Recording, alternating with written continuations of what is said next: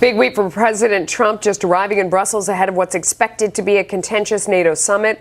Also on this 7-day European trip, he will be meeting with British Prime Minister Theresa May and Russian President Vladimir Putin. Here's what he had to say before leaving this morning. So I have NATO, I have the UK, which is in somewhat turmoil, and I have Putin. Frankly, Putin may be the easiest of them all. Who would think? Who would think? Retired Army Lieutenant Colonel Daniel Davis joins me now. How do you interpret that comment? Do you think, is he being sarcastic? Is he frustrated with the allies? Is it true? What's your take? Oh, he's definitely being sarcastic, because obviously Great Britain is in a lot of political turmoil right now, and everybody's all up in arms in NATO, about President Trump's requirement that they shoulder their fair share. So I'm sure that it was just a tongue-in-cheek kind of thing. But it gets to the bigger point that this is a really important mission for the president this week, and he's got some really important stops along the way, and it's going to take some deft diplomacy, but it's also going to take kind of having a hard line to keep American interest at the forefront in every one of those conversations. Yeah, I mean, specifically in NATO, let's start there. What do you think? What's the tough conversation that he needs to have there?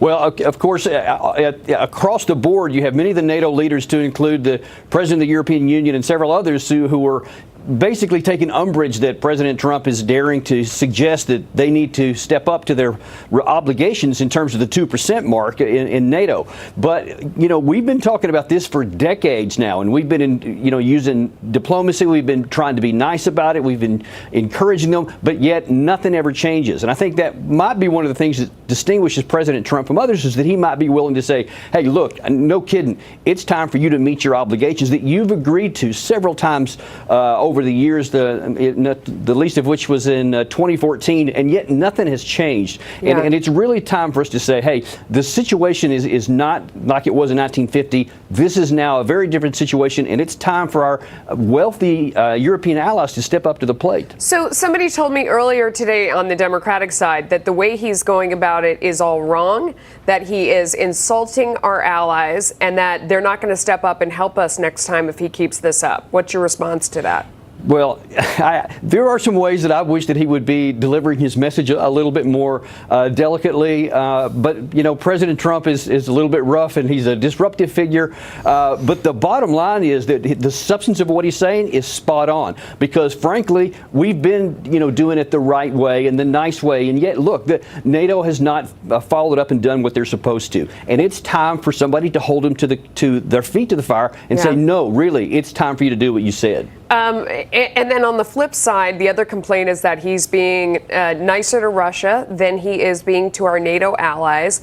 And Democrats are jumping all over him, saying that he doesn't call out Russia publicly enough. What do you think of that? Maybe there is some room for him to be a little bit more aggressive in calling them out. But again, I would go back to say I think that he's doing things differently than they've been done in the past, because too many times people don't want to talk to Russia, or again, they're using these kid gloves kind of things, and that's not helping our interest. And I think he's willing to push in areas, as Secretary of State Pompeo said about 10 days ago, he's willing to push in any area where our interests are not aligned with theirs, but where they are aligned, like with anti-ISIS operations in Syria. We're willing to look for common cause. And that makes sense because we need to limit the difficulties with our nuclear adversary, because it makes sense for us to do that. And it doesn't help anybody for us to keep an adversarial relationship with Russia. Thank you, Colonel. We appreciate your time today. Always my pleasure. Thanks for having me.